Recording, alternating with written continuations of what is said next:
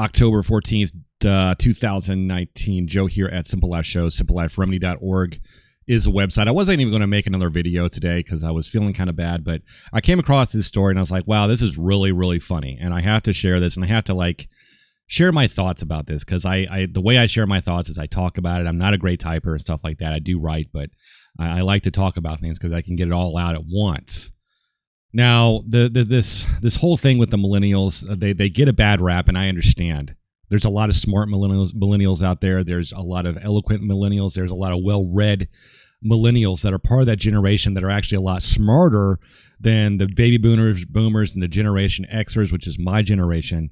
And I feel really bad for them that they have to share the same space with these people who have grown up in a type of bubble type universe where their family and the media that they have been surrounded with and the ideologies they've been surrounded with have created these little monsters that they really just don't know how to deal with anything that goes wrong in their lives. They don't know how to deal with disappointment. They don't know how to deal with not coming in first or getting a trophy. And they don't understand how to just deal with life in general.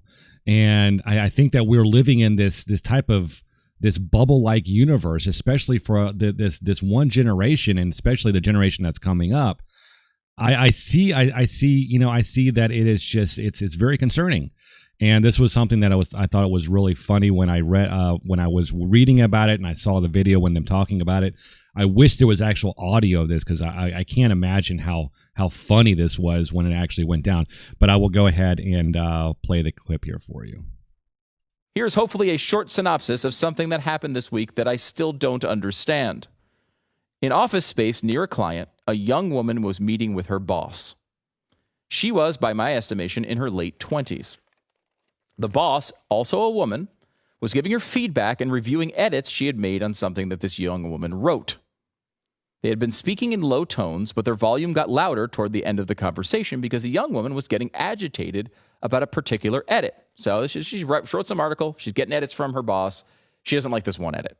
This happens all the time in this world. The particular edit was correcting the spelling of hamster to hamster. Now, I'm going to give you to read the spelling. She spelled it, the employee spelled it Hampster.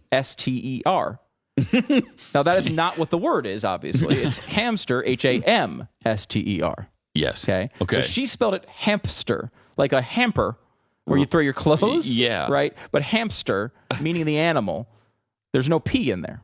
Okay? Pretty basic. Right. So she spelled it wrong, and somebody corrected her, and she's hacked off about it. She had used the phrase, like spinning in a hamster wheel, in the draft, and it was like they were talking about it being like an op-ed or a speech or something. Mm-hmm. So spinning in a hamster wheel, Hampster. So the boss is saying, hey, we got to change that to Hamster. The young woman kept saying, I don't know why you corrected this, because I spell it with a P in it. And the boss said calmly, but that's not how the word is spelled. There is no P in hamster. And the young woman replied, but you don't know that.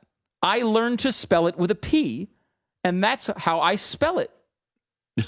The boss, remaining very calm and professional, let's go to dictionary.com and look it up together. Now, again, all right, as the writer points out, this is a woman in her late 20s, not a fifth grader. Mm-hmm.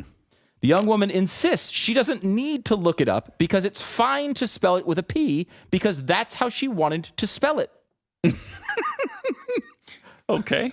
The boss says, let's look over the rest of this piece so I can explain the rest of my edits. They do, and I can see the young woman is fighting back tears. The boss is calm, cool, and handles this with professionalism and empathy. The boss says, I know edits can be difficult to go over sometimes, especially when you're working on new kinds of things as you grow in your career. But it's a necessary process and makes us all better at what we do. Can't handle it better than that, right? You can't handle this craziness better than that. Yeah. The boss gets up from the table and goes to her office, and the young woman can barely hold it together. She moves to another table.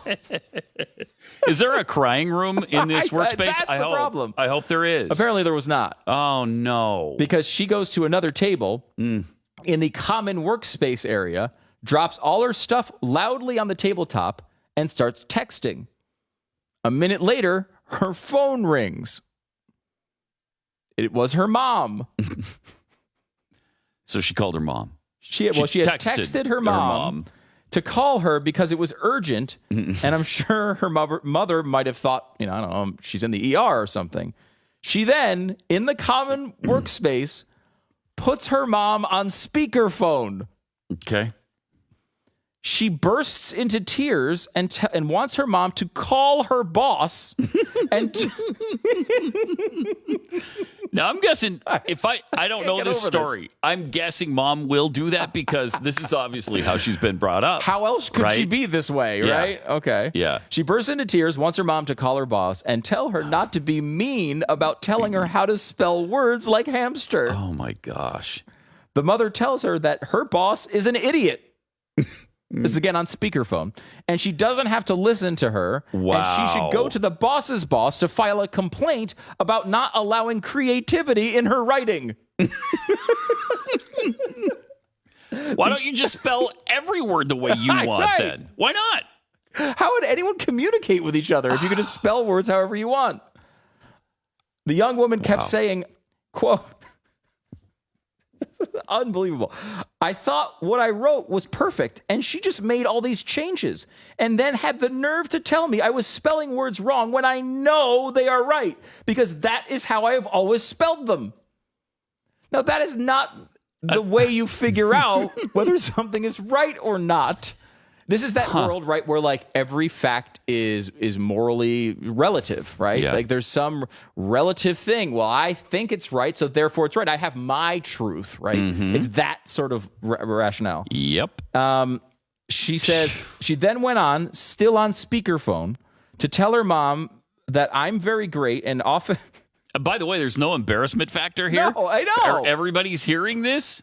You're in a common workspace on speakerphone. I always have those thoughts when you're like in an airport and someone's like in a fight on their speakerphone, like sitting on a bench around. What person thinks that's the right thing to do? It's incredible. Like you go to the corner if you have to have this conversation right now, and you do it quietly and calmly. You don't put it on speakerphone and yell swears at the person, but yet that happens like every other time I'm at an airport. The woman then, the employee.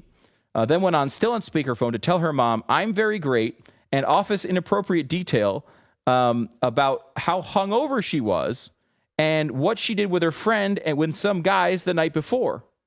So she's saying how wonderful she is, but then also talking about how she's hungover at work on speakerphone in public.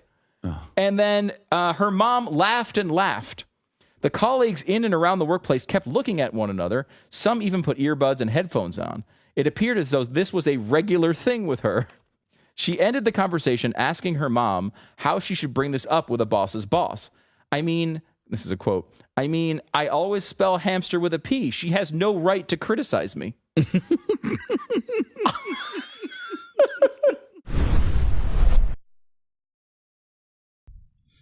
So I hope you got a really good laugh out of that. I know I did. It was actually funnier watching it the second time. So that just goes to show that we now live in a world that is run by complete idiots. And I'm not saying that it's run by complete idiots. I'm saying that we have idiots running around who believe that truth doesn't matter anymore, that facts don't matter anymore. Feelings are the only thing that truly matters. And of course, we can laugh at it sometimes, but of course, it does get dangerous, and it's going to get more dangerous as we go forward. Until next time, this is Joe with Simple Life Show. Have a great day, and I'll see you in the next one. Bye.